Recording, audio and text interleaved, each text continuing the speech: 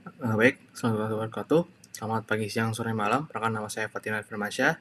Saya akan mempresentasikan tentang kerja praktik saya, itu tentang implementasi mesh processing dan QR code menggunakan OpenCV untuk aplikasi pemantauan suhu dan kelembapan pada ruang breaker PLTGU PLNIP Priok.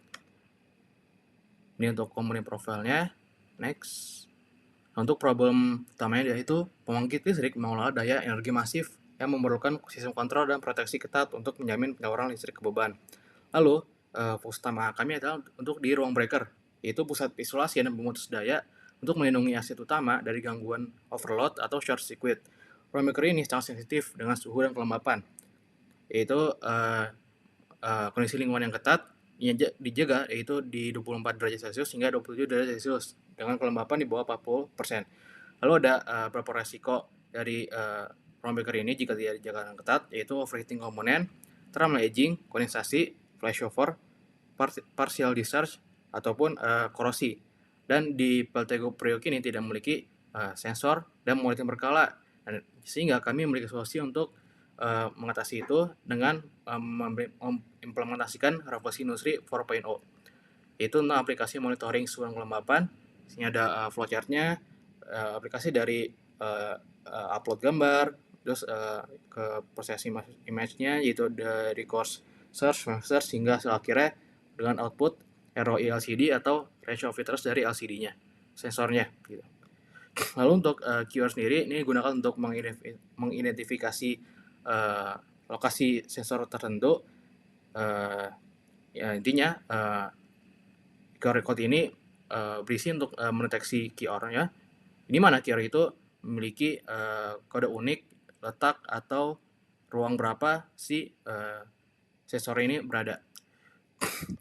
Lanjut, untuk RFID sendiri ini sama seperti QR tadi, cuman bedanya RFID ini lebih ke fisik.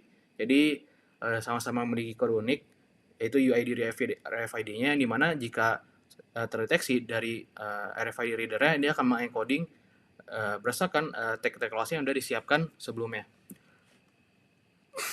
Untuk proses trainingnya ini, jadi pengambilannya menggunakan 104 citra dengan variasi noise sekitar 4 kali lipat. Nah, untuk sistemnya sendiri dia menganotasi manual bagian suhu dan kelembapan, di mana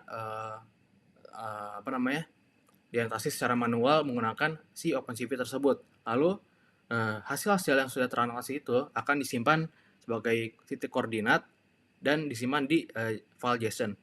Nah, di file JSON ini ada 4 parameter utama, yaitu pertama koordinat horizontal titik pojok kiri atas, lalu koordinat vertikal titik pojok kiri atas, lalu lebar area kotak, lalu tinggi area kotak.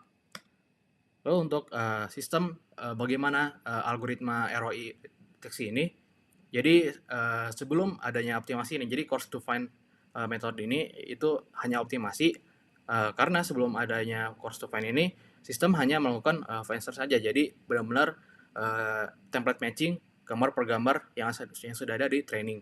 Untuk course pertama di course sendiri, pertama itu pengubahan ke grayscale, lalu akan di downscale ke 4 kali lipat lebih rendah, lalu di situ baru mulai template matching berdasarkan training yang sudah dilakukan. Lalu ketika terdapat beberapa kandidat gambar yang sekiranya cocok, menggunakan fine search, lalu yaitu pertama menentukan zona pencarian si box suhu dan kelembapannya, lalu template matching dengan lebih presisi lagi berdasarkan gambar-gambar yang udah ada di training. Lalu untuk finalisasinya itu sebenarnya hanya menggambar ulang atau memvisualisasikan ulang template matching dari hasil training, hasil deteksi ke gambar yang di testing gitu. Lalu gambar yang diupload ini semua di downscale ke maksimal 720p karena memang saya mentraining foto-foto si sensor ini menggunakan gambar resolusi 720p. Untuk hasil analisis testingnya, saya menggunakan 3 parameter utama, yaitu akurasi, kecepatan, dan CPU usage. Nah, untuk model sendiri yaitu pertama model A, itu model standar yang dilatih menggunakan DOROS data. Lalu model B, model yang dilatih dengan penambahan data menjadi 2 kali lipat, yaitu MOTAROS data, untuk melihat pengaruh kuantitas data training gitu, tentunya. Untuk model C, model ini dengan menggunakan 400 data latih seperti model B, tetapi dilengkapi dengan algoritma tadi optimasi coarse to fine metode untuk efisiensi komutasi. Untuk hasilnya sendiri, ini untuk akurasi sendiri bisa dilihat menunjukkan bahwa variasi data yang lebih banyak itu bisa membantu model mengambil pola dengan lebih baik, terutama pada kondisi gambar yang kurang ideal. Nah, tapi dengan adanya sistem optimasi tadi, yang lihat di sini model C, dia akan berkurang. Dan jika dinotis lebih teliti lagi, itu di bagian temperatur akurasinya lebih kurang daripada humidity, karena dari kualitas anotasi trainingnya itu agak sedikit menurun, sehingga untuk kedepannya untuk mengatasi gambar bisa lebih teliti dan lebih presisi lagi. Lalu untuk speed test sendiri bisa dilihat metode model B itu memiliki waktu yang paling lama karena memang memiliki data latih atau training yang lebih banyak, tetapi dengan menggunakan tadi optimasi coarse to fine, dia akan memangkas waktu komputasi menjadi lebih pendek lagi gitu.